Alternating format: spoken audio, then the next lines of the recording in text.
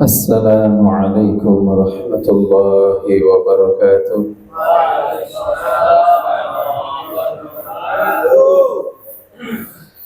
Bismillahirrahmanirrahim. Alhamdulillahil muttaqin 'alal kafiri wal fasiqi wal mujrim. Asyhadu an la ilaha illallah wahdahu la syarika lah ولا معين ولا خادم وأشهد أن سيدنا ومولانا محمدا عبده ورسوله إلى العرب والأعاجم. اللهم صل وسلم وبارك على أبي القاسم سيدنا ومولانا وحبيبنا محمد صلى الله عليه وسلم أشرف بني هاشم وعلى آله وأصحابه وذريته وأتباعه أولي الفضائل والمكارم. أما بعد.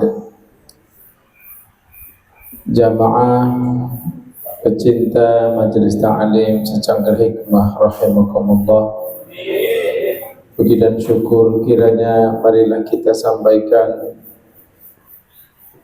kehadirat Allah Subhanahu wa taala atas limpahan karunia, rahmah, hidayah, taufik serta inayah, masih memberikan kepada kita keluasan waktu untuk mengaji, untuk beribadah, masih berkenan memberikan kita kekuatan dan segala kenikmatan yang tidak mungkin kita mampu menghitungnya.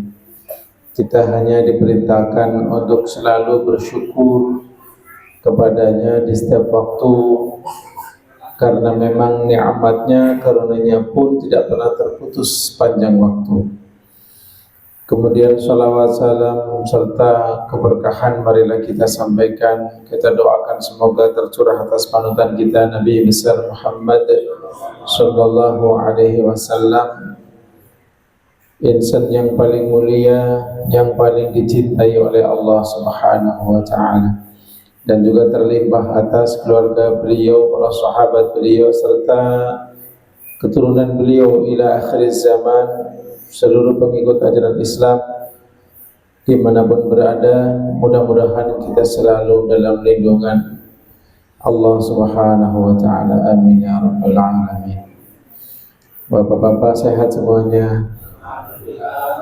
Ini udah mulai ngantuk apa belum? Apa malah nggak bisa ngantuk? Alhamdulillah, dapat kejutan tadi ya. Mudah-mudahan menjadi sababiyah ngajinya fokus. Bapak-bapak yang saya hormati, tibalah kita pada Asmaul Husna yang ke-81 ya. Iya. Yaitu Al-Muntaqim, kalau nggak salah itu ya. Ya. Al-Muntaqim itu dari fi'il madhi intaqama, maknanya menyiksa. Intaqama menyiksa, yang menyiksa namanya muntaqim. Jadi Al-Muntaqim kalau dinisbahkan kepada Allah artinya yang maha penyiksa atau yang maha menyiksa. Ini kira-kira doanya bagaimana ya? Wahai yang maha penyiksa, apa lanjutan doanya Pak? Kalau nggak punya ilmunya salah doa Pak ya. Nah, ini juga di antara saudara-saudara kita penggemar sholawat badar, ini ada yang suka keliru. Ilahi sallimil ummah. Coba lanjut.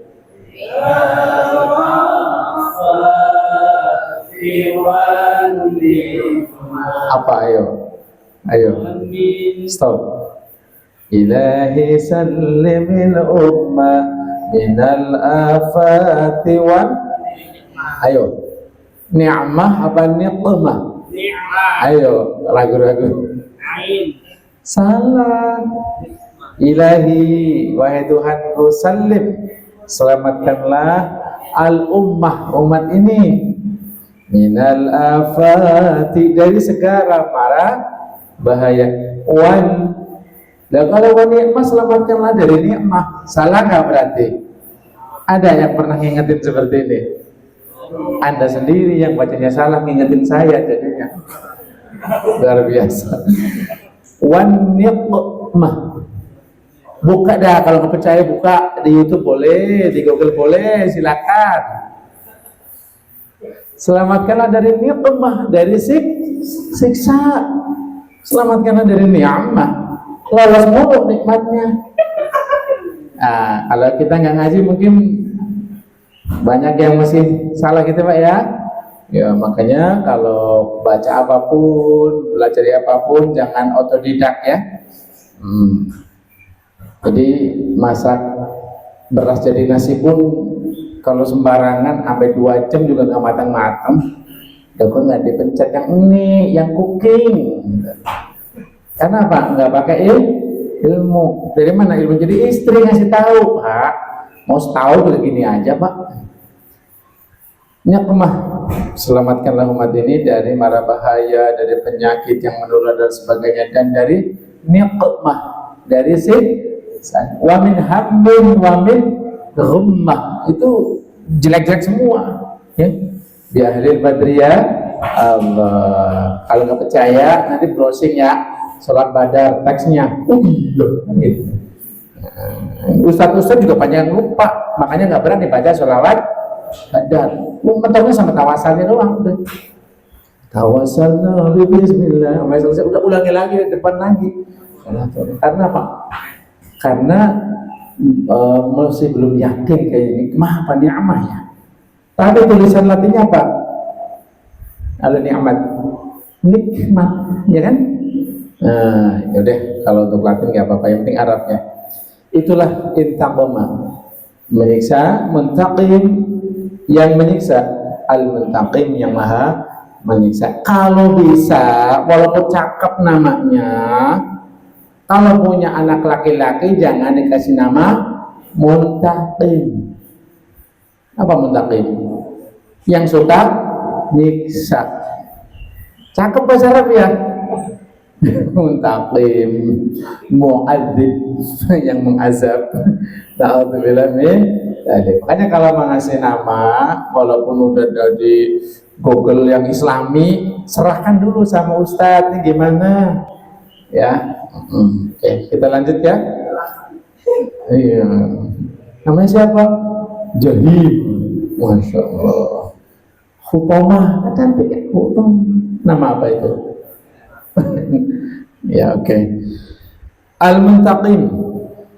Al-Muntaqim kalau dinisbahkan kepada Allah Subhanahu wa taala, maka maknanya adalah secara singkat, jelas, padat. Zat yang maha penyiksa atau zat yang maha menyiksa, itu udah jelas banget. Namanya menyiksa pasti kagak enak dah kerjaannya untuk kita ya. Jadi nggak mungkin kita doa ya Allah Al-Muntaqim siksalah kami, kan nggak mungkin. Iya, kalau ya Fatah bukalah pintu hati kami, kan gitu ya. Nah, padahal kita disuruh berdoa dengan Asmaul Husna. Jadi ini juga salah satu Asmaul Husna yang kita boleh doa ya Allah wahai yang maha penyiksa. Nah, jadi doanya lain. Bapak-bapak yang saya hormati, pengertian lengkapnya adalah al-muntaqimu huwa alladhi yaqsimu dhuhur al-'utah wa yunakkilu bil junah wa yushaddidu al-iqab 'ala at-tughah hatta matu wa dhalika ba'da al-i'dhar wal inzar marrat wa ba'da at-tamakkuni wal imhali marrat. Wah, jangan banget. Apa gue?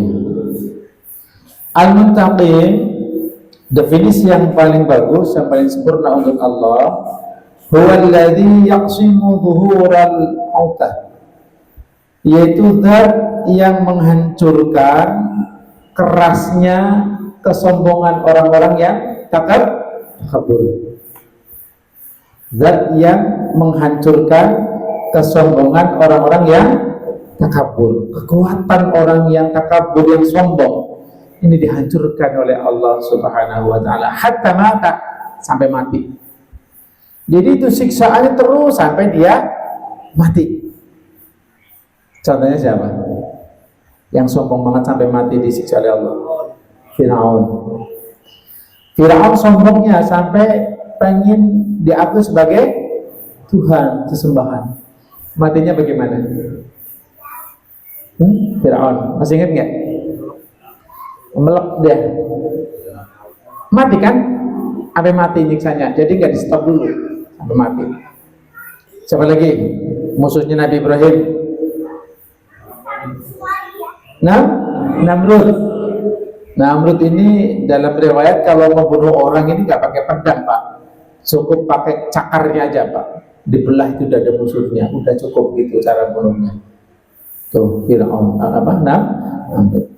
Gampang banget dikalahkan saking sombongnya. Allah utus nyamuk.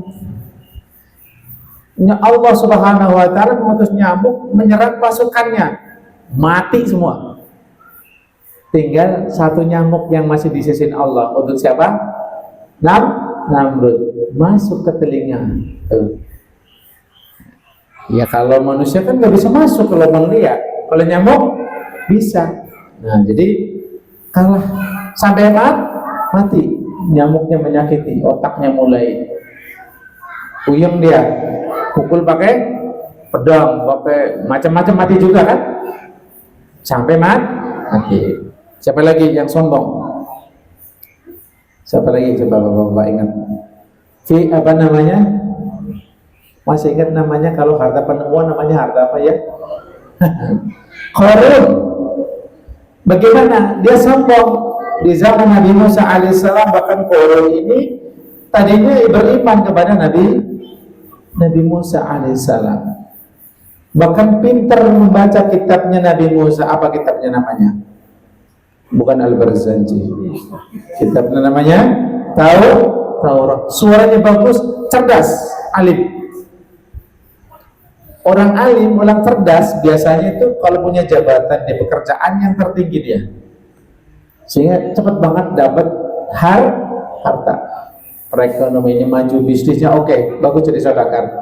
Banyak banget. Di waktu itu setiap orang yang punya harta itu kewajiban, banyak kayak punya kambing, apa punya emas berapa kintal gitu ya.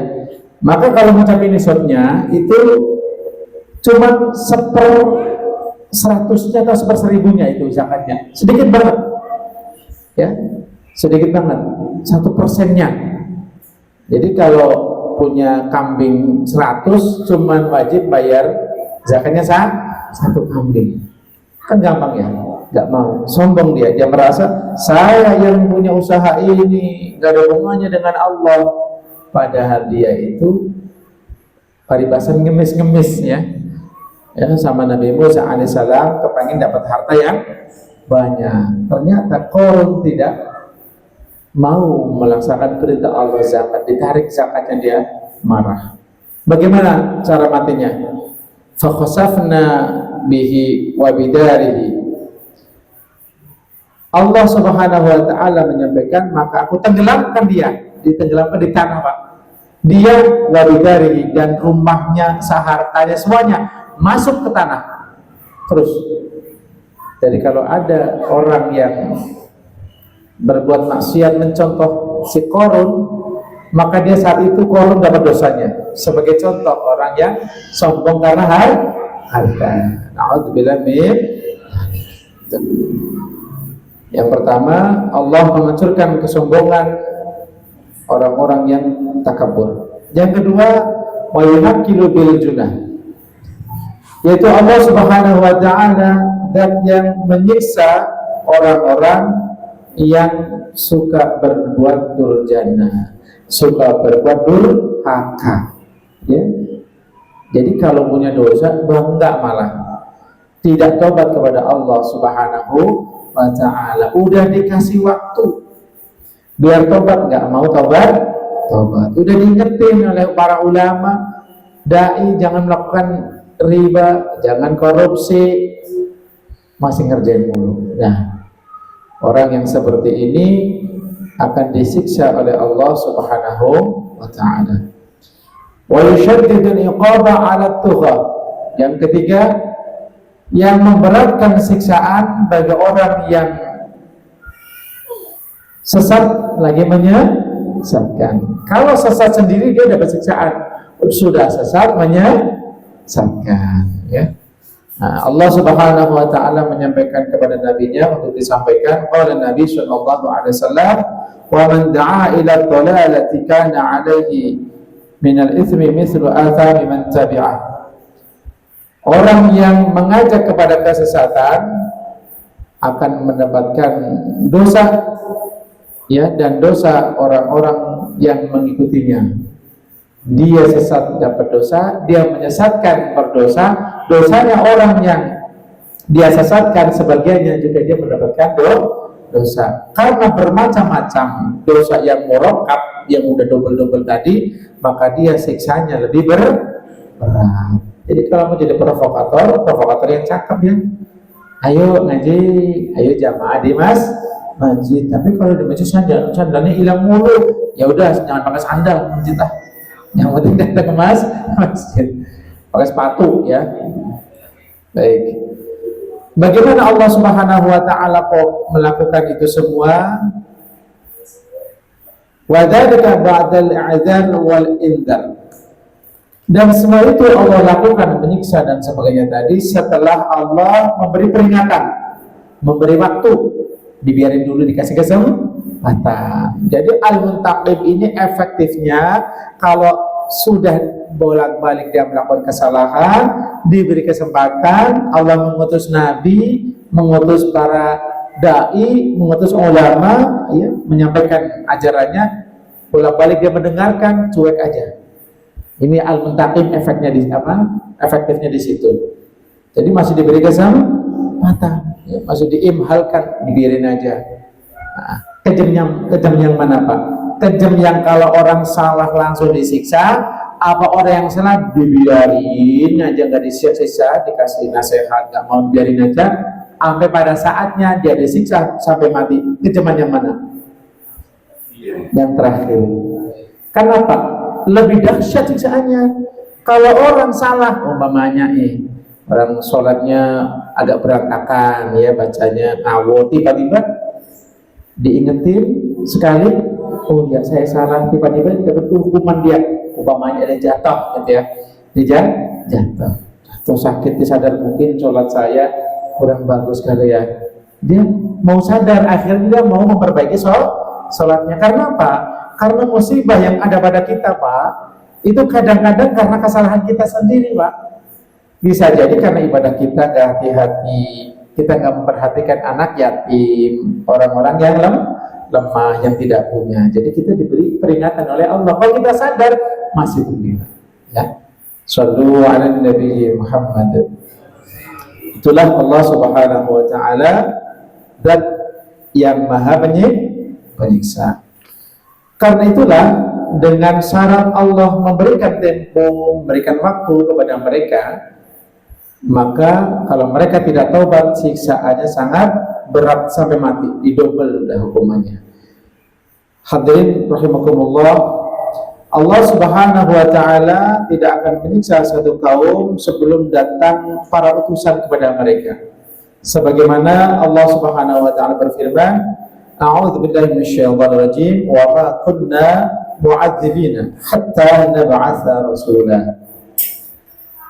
Wa ma kunna mu'adzibin, dan kami tidaklah pernah akan menyiksa satu kaum hatta nab'atsa, sehingga kami mengutus kepada mereka rasulan, seorang utusan. Ini perlu saya sampaikan agar kita punya jawaban dan punya keterangan jelas bahwa orang-orang sebelum baginda Nabi diutus itu kan fatratul wahyi. Contoh Sayyidina Abdullah, Sayyidina Abdul Muttalib, ayahanda dan kakek beliau, ibunda beliau Siti Aminah meninggal. Menurut Bapak ini disiksa apa enggak? Kenapa? Karena Nabi belum diutus. Jadi beliau berdua, kakek beliau dan orang-orang lain di waktu itu pun ini tidak dianggap sebagai orang yang tersiksa. Kenapa? Enggak ada Nabi di saat itu, di zaman Nabi Isa sampai baginda Nabi Shallallahu Alaihi Wasallam. Seingat saya tidak ada Nabi lagi. Ajarannya sudah banyak yang menyimpang, sudah banyak yang berubah, Injilnya banyak yang dirubah. Itu saja mereka banyak yang mengetahui itu ada Tuhan sesembahan namanya Allah, cuman belum mampu memahami Allah itu siapa, bagaimana sifatnya, masih menganggap ada Tuhan sesembahan selain Allah. Sampai di sini paham Pak ya? Jadi kalau ada yang menyampaikan bahwa ayah Nabi, ibu Nabi, kakek Nabi ini disiksa di dalam kubur, saya membantah. Itu Quran yang menyampaikan Allah Subhanahu wa Ta'ala. Bagaimana cara kita menerapkan asma ini? Asmaul Husna Al-Muntaqim, Zat yang Maha Penyiksa. Ya, cara menerapkan berakhlak dengan asma ini. Yang pertama, kita yakin bahwa Al-Muntaqim termasuk Asmaul Husna. Di Quran tidak ada Pak, Al-Muntaqim tidak ada. Adanya itu firman Allah Subhanahu wa Ta'ala. Contohnya Allah Subhanahu wa Ta'ala menyampaikan, fantaqamna minhum fanzur kaifa kana aqibatul mukadzibin. Fantaqamna, maka kami menyiksa. Jadi tidak menggunakan kalimat isim sifatnya, tetapi menyebutkan tentang af'alnya Allah. Allah menyiksa, berarti Allah Maha penyiksa. Karena semua yang dilakukan Allah itu adalah sesuatu yang dahsyat, sesuatu yang istimewa, di luar murul ya, di luar nalar kita ya. Yang pertama, percaya Al-Muntaqim Asmaul Husna, di hadis ada. Yang kedua, kalau orang percaya yakin bahwa Allah Maha Penyiksa, pasti kalau ngerti sesuatu kan punya reaksi Pak ya. Ini ada api di depan kita, mau nggak kita tangan kita didekati, disentuhin? Nggak. Kenapa? Karena kita tahu api itu panas, api itu membakar, kan begitu. Berarti orang pintar nggak seperti ini? Pintar. Nah, karena kita orang pintar Pak, yakin Allah itu Al-Muntaqim, Zat yang Maha Penyiksa, maka kira-kira bagaimana hati kita Pak? Takut apa berani sama Allah Pak? Punya rasa takut.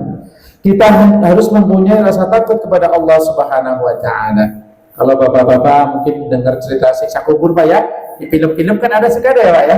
Oh, kisah nyata nih, siksa kubur, di kubur ada ular, ada api, macam-macam ya, atau di hadis-hadis, di kisah-kisah diterangkan. Takut nggak Pak? Takut. Habis takut bikin maksiat lagi nggak Pak? Maka yang dimaksud adalah takut kepada Allah Subhanahu wa Ta'ala dengan takut yang bisa menghalanginya dari maksiat. Jadi ada takut yang mampu menghalangi dia dari maksiat, berarti merasa selalu diawasi oleh Allah. Nanti kalau saya bohong, Allah nyiksa saya. Kalau saya semakin nggak taubat, siksaannya bertambah berat. Kan begitu Pak ya? Nah, itu yang kedua. Takut kepada Allah dengan sesungguh-sungguh takut yang bisa menghalangi dari maksiat. Kemudian yang terakhir, wa yantaqima min a'da'illahi ta'ala. Berusaha untuk menyiksa, mengalahkan, menundukkan musuh-musuh Allah. Banyak musuh Allah Pak. Dunia contohnya. Dunia itu Allah ciptakan sebagai ujian untuk kita. Kalau kita tidak hati-hati, dunia akan menjadi musuh kita karena menghalangi kita dari ibadah. Ya, apapun. Dulu berdoa waktu masih jalan kaki ya, ya Allah, saya mohon beri rezeki untuk bisa beli motor. Nanti saya akan rajin beribadah, rajin ke masjid karena jauh jalan kaki, boceng belum gak enak pulang.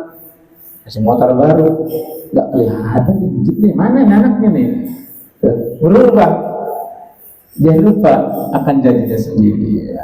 Nanti kalau dibiarkan lagi begitu, dia lupa. Dia nggak takut sama janjinya sendiri, mengkhianati janji dia dengan Allah Subhanahu wa Ta'ala. Nah, itu menjadi musuh, berarti motornya diapain? Motornya harusnya gitu, belum dijual, dipakai ke masjid, majelis taklim, biar jadi saksi, biar jadi temen ya. Gitu, buang. Nah, kalau istri gimana? Itu ya. Jadi bisa jadi musuh. Maka hati-hatilah. Musuh apa yang paling membahayakan? Diri kita sendiri, Pak. Hawa nafsu. Kita diciptakan punya akal untuk berpikir, diciptakan hawa nafsu agar bisa mencapai sesuatu. Kalau hawa nafsu itu dipakai dengan benar, dia akan mengarah dengan benar. maka hawa nafsu harus ditundukkan oleh akal, dan akal harus tunduk kepada ajaran agama. Begitu ya Pak ya. Kalau nafsu dituruti mulu nggak bisa Pak, hancur, karena nafsu akan kurang. Ya, istrinya udah cantiknya kayak apa, udah pakai skincare yang mehoi harganya. Ini yang kondangan cantik amat, masya Allah. Nafsu udah diam, istighfar, astagfirullah, mohon ampun kepadamu ya Allah, mata saya nggak saya jaga, lihat lagi, istighfar lagi. Ya, dan yang kedua jangan sengaja ya. Jadi musuh yang paling utama hawa nafsu. Ya, sampai Allah itu nyindir, afamanit takhadha ilahahu hawa. Apa kira-kira orang mau bikin hawa nafsunya jadi Tuhannya Pak? Itu Allah sampai nyindir kita itu. Ya di Quran ayat berapa? Ayat Al-Quran pokoknya. Lihat aja. Nyindir kita karena apa? Semua yang kita lakukan biasanya saya pengen,